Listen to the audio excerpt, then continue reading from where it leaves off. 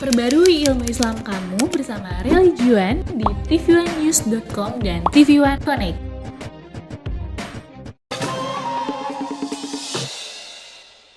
Terima kasih pemirsa, masih bersama kami Damen Saku. Alhamdulillah kita sampai di segmentasi yang kita nantikan untuk menjawab pertanyaan-pertanyaan yang telah Anda kirimkan melalui Instagram. Karena waktu kita sangat singkat, insya Allah apa yang telah atau akan disampaikan nanti akan semakin menambah wawasan kita tentang bagaimana memaknai muhasabah dalam khususnya hidup berumah tangga. Pertanyaan pertama ini menarik sekali kepada Ustazah Oki. Dalam bermuhasabah di dalam perjalanan hidup rumah tangga seandainya berbeda kadar intelektualitas. Ini kan karena ketika dialog semestinya harus sama. Yang satunya rendah, yang satunya tinggi, dan sebaliknya. Ustazah, ini sering menemukan jalan buntu di sini. Bagaimanakah solusinya, Ustazah? Masya Allah, tadi Bunda mengatakan sering gak nyambung komunikasinya. Masya Allah. Ya, ini sering terjadi teman-teman sekalian. Itu sebabnya kenapa Rasulullah SAW mengingatkan kepada kita dalam memilih pasangan, salah satu kriterianya adalah yang sekufu.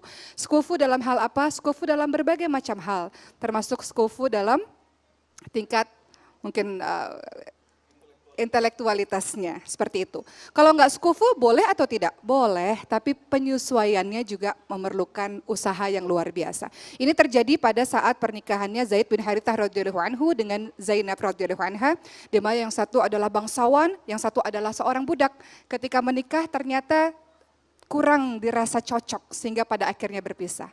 Tapi sudahlah, ini sudah terjadi dalam sebuah rumah tangga. Apa yang harus kita lakukan? Muhasabah. Dari awal kita menikah dengannya kita sudah tahu tentang itu. Artinya adalah kita beradaptasi bagaimana cara agar kita berkomunikasi yang pasangan kita pahami. Sampaikan sesuai dengan tingkat pemahamannya. Gunakan bahasa-bahasa yang sekiranya dia paham.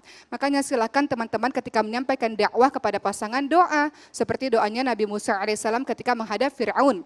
Rabbi syrah li sadri wa yassir li amri wahlul 'uqdatam min lisani yafqahu qawli. Berdoa kepada Allah Subhanahu wa taala agar ya Allah lapangkanlah dadaku, mudahkanlah urusanku, lepaskan kekakuan dari lidahku supaya dia ngerti maksud aku tuh apa.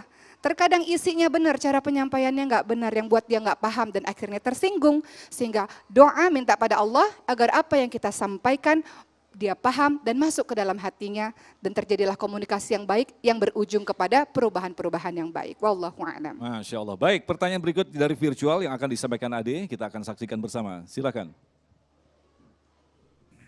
Assalamualaikum warahmatullahi wabarakatuh. Saya Ade dari Jakarta.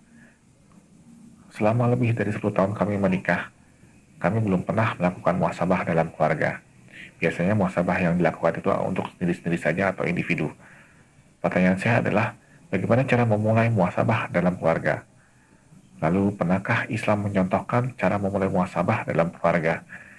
Itu saja, terima kasih. Assalamualaikum warahmatullahi wabarakatuh. Waalaikumsalam warahmatullahi wabarakatuh. Bunda, sudah selama 10 tahun perjalanan pernikahan, belum pernah sama sekali melakukan muhasabah. Bagaimanakah kita memulainya? Masya Allah, 10 tahun belum pernah muhasabah. Muhasabah itu tidak mesti, ayo bareng-bareng muhasabah, enggak seperti itu. Tadi udah di awal udah saya sampaikan, kalau suami duduk di sajadah lama, ibu, itu biarkan dia anteng, ngerti anteng?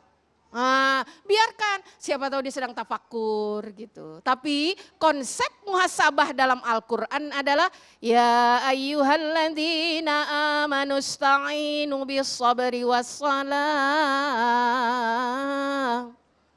Wahai orang-orang yang beriman, jadikan sabar dan sholat itu sebagai penolongmu. Jadi kalau rumah tangga ada sholat berjamaah, itu artinya sudah bermuhasabah. Kenapa? Karena ketika sang imam mengaminkan bismillahirrahmanirrahim. Allahumma salli wa sallim ala sayyidina Muhammadin fil awwalin wal akhirin. Amin, amin, amin, amin. Itu adalah sebuah ucapan bagaimana tutur kata yang baik dari seorang imam. Dibenarkan oleh makmum, diaminkan. Selesai sholat, anak-anak cium tangan ayahnya. Istri cium tangan suaminya. Diangkat oleh malaikat ke langit. Apa? Kata malaikat, ya Rob, ini khaira usra, keluarga terbaik. Kenapa? 5 waktu sempatkan 1 waktu untuk berjamaah. Kalau kami di rumah biasanya maghrib nyambung ke isya. Kalau siang anak di kampus dulu. Kalau sekarang juga susah dikumpulin. Maghrib sambung semuanya setoran ngaji. Sambung ke isya. Setelah itu kita bicara-bicara. Ini muhasabah. Ya nggak mesti kita, mah jangan keluar ya, nanti kita muhasabah. Istrinya bingung, Pak, piye? Sejak kapan ada begini? Sejak Covid mah, daripada kita kejepit, kan gitu. Nggak bisa seperti itu, ya. Sabar, sholat, artinya rumah tangga itu sudah bermuhasabah, ya insya Allah. Baik, pertanyaan berikutnya, Ustazah Oki, ini masih berkaitan dengan jawaban yang tadi. Lantas bagaimanakah memulai kehidupan rumah tangga tetapi masih ada perasaan ragu, bimbang dalam menentukan atau memilihnya? Oh, ini biasanya untuk anak-anak muda yang ingin menikah. Seperti yang kita ketahui teman-teman sekalian, menikah tidak boleh ditunda-tunda tapi tidak boleh juga terburu-buru.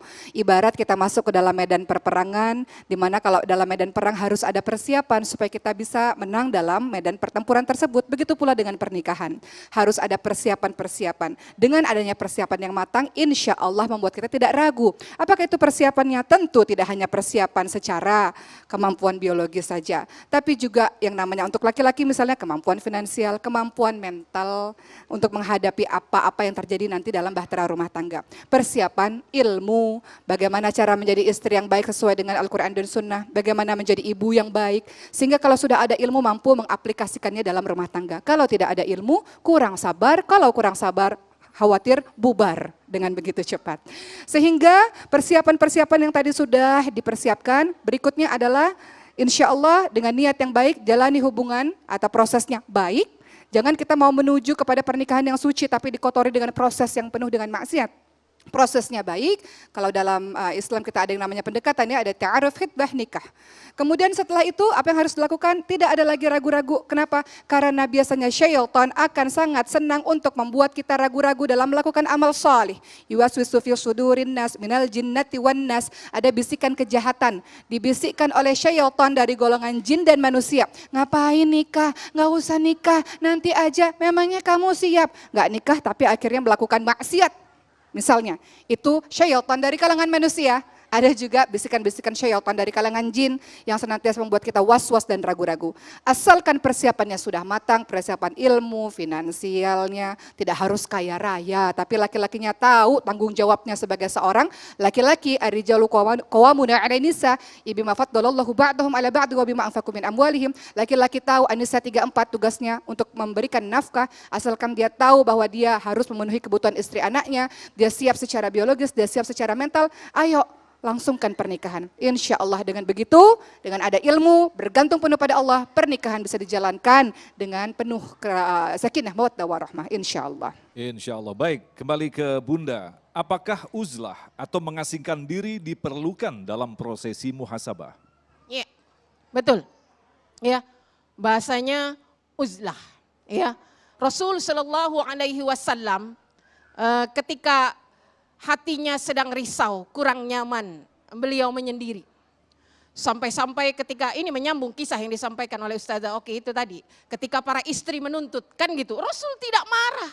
Kenapa kalian berubah pikiran jadi seperti ini? Tidak. Tetapi Rasul mengambil sikap menarik diri. Beliau tertidur, bukan tidur tapi tiduran, berpikir. Masya Allah. Di atas pelepah kurma sampai-sampai ketika Umar bin Khattab tidak nyaman karena di antara yang dijauhi oleh Rasulullah adalah putrinya datang ingin langsung klarifikasi kepada beliau daripada di luar sana sudah ribut-ribut kan gitu. Tapi apa kata Rasulullah? Tidak ada satupun di antara istriku yang aku ceraikan. Baru tenang beliau, baru sadar, ya Rasulullah, kenapa engkau tidur di atas pelepah seperti ini? Raja Kisra ya Rasulullah tidur di kasur mewah. Masya Allah. Jadi ini pentingnya. Sahabat Rasulullah, menantu Rasulullah, Ali radhiyallahu an. Ketika Rasulullah datang ke rumah Fatimah, putrinya didapati tidak ada suaminya. Rasulullah bertanya kepada putrinya, duhai putriku mana suamimu? Biasa kita kalau lagi jengkel-jengkel dikit, nggak tahu. Ya Bu, tidak tahu ayahanda. Rasulullah tahu kemana menantunya ketika sedang galau. Didatanginya masjid, lalu datang Rasulullah ke situ didapatinya. Ali sedang telungkup. Jadi hati-hati kalau bapak-bapak sedang telungkup itu lagi kesel Bu. Dan sorbannya terjatuh ke tanah. Maka apa kata Rasulullah? Kum ya Aba Turab, bangun, bangun. Ada apa? Ada masalah apa? Jadi seperti itu uzlah. Kenapa? Karena ketika kita sedang emosi bicara, takutnya nanti ada terlontar kata-kata yang tidak baik. Apalagi ini maaf Bapak, punten. Iya, banyak ini masalah Bunda, suami saya kalau marah itu pulang sana ke rumah makmu. Nah itu talak gitu Bu. Memang tidak ada kata-kata talak, tapi nada-nada seperti itu, hati-hati Pak. Atau begini, kalau Betawi kayak gini, tuh buntelin baju lu tuh. Nah, ini Betawi nih, Betawi. Itu sama seperti itu, tapi baru 2 langkah istrinya nyampe ke sana katanya, aduh kangen juga ternyata rumah nggak ada primadona. Hati-hati apalagi dengan kata, hari ini saya talak kamu sudah jatuh talak, hati-hati. Jadi lebih baik diam, contoh Rasul, contoh Sayyidina Ali karramallahu wajhah. Jadi penting itu. Sangat mengerikan sekali ya dengan Oh ungkapan-ungkapan walaupun itu hati-hati dengan bergurau atau marah. lisan, ya karena kalau sudah jatuh talak itu sudah 1. Ingat talak itu hanya 2, at-talaqu marratan, talak itu 2 kali. Fa imsakum bima'rufin au tasrih bi ihsan. Setelah itu mau memutuskan dengan cara yang baik atau rujuk kembali dengan upaya lebih baik. Insya Allah rumah tangga kita nggak kayak gitu. Baik, terima kasih kembali ke Ustazah Oki. Ini ada pertanyaan dari salah satu kru kita ini, kehidupan rumah tangganya. Sudah melakukan muhasabah tapi suaminya tidak juga romantis. Apa yang terjadi ini Ustazah? Sudah melakukan muhasabah tapi suami tidak romantis. Apa sih romantis menurut ibu-ibu sekalian itu? Romantis setiap orang itu berbeda. Menurut ibu, romantis namanya perempuan suka dibelai. Bapak-bapak mohon izin, perempuan suka disentuh, suka dibelai, suka disayang, suka dimanja-manja. Itu romantis menurut ibu. Ibu senang dengan perkataan I love you, I miss you, biasanya begitu. Tapi mungkin cara romantis bapak-bapak berbeda. Cara romantis bapak-bapak misalnya pastikan mobilnya semuanya dalam keadaan semuanya beres, bensinnya beres, nggak ada yang rusak. Sehingga kalau istri pergi misalnya dengan supir kah atau dengan siapakah atau istri menyetir kah, mobilnya nggak kenapa-napa. Itu romantis menurut bapak. Atau tiba-tiba bapak ngelihat misalnya, ibu misalnya punya handphonenya udah rusak, sementara ibu perlu pekerjaan dengan handphone, tiba-tiba bapak belikan handphone. Itu romantis menurut bapak. Jadi romantis menurut perempuan dan laki-laki terkadang berbeda. Tapi apalah arti dari sebuah keromantisan itu teman-teman sekalian? Alangkah baiknya untuk kita saling memahami satu sama lain dan sampaikan saja. Sampaikan saja kepada sang suami, suami sampaikan kepada istri dari hati ke hati. Karena banyak sekali perceraian terjadi karena apa? Karena sebab dari komunikasi yang buruk. Itu sebabnya kenapa penting ada namanya pillow talk. Apa sih pillow talk? Sebelum tidur ngobrol lah. Seharian ngapain mah? Seharian ngapain pak? Terlihat sederhana, tapi itu yang melanggengkan hubungan suami istri. Maka komunikasi yang baik-baik pak, kapan dong? Sekali-kali sampaikan keinginan-keinginan ibu dan bapak sampaikan keinginan-keinginannya. Dan akhirnya ketemu di tengah-tengah, kira-kira enaknya gimana ya untuk kita. Insya Allah dengan ada komunikasi yang baik, maka bisa berjalan dengan baik juga. Wallahu a'lam. Pada intinya adalah komunikasi. Nah ini pertanyaan berkaitan dengan komunikasi Bunda, tapi waktunya sangat singkat sekali. Jika dalam komunikasi menemukan jalan buntu, bahkan ketika sudah dihadirkan penengah, ternyata masih belum ada jalan keluar karena mempertahankan ego masing-masing. Lantas bagaimanakah pilihan yang terbaik? Ya, baik, nah ini ya hakim sudah didatangkan ya. Jadi memang yang terbaik ketika ada persengketaan ada orang ketiga. Orang ketiganya dari pihak keluarga, jangan orang luar ya. Tapi sudah juga tidak menemukan, maka di antara kita diberi jeda waktu. Ini prinsip muhasabah yang tertinggi. Iya. Ada di mana masa seorang suami mengevaluasi diri dan istri pun mengevaluasi diri. Iya, bukan berarti tidak bertemu, ada dalam satu rumah tapi bisa jadi beda kamar.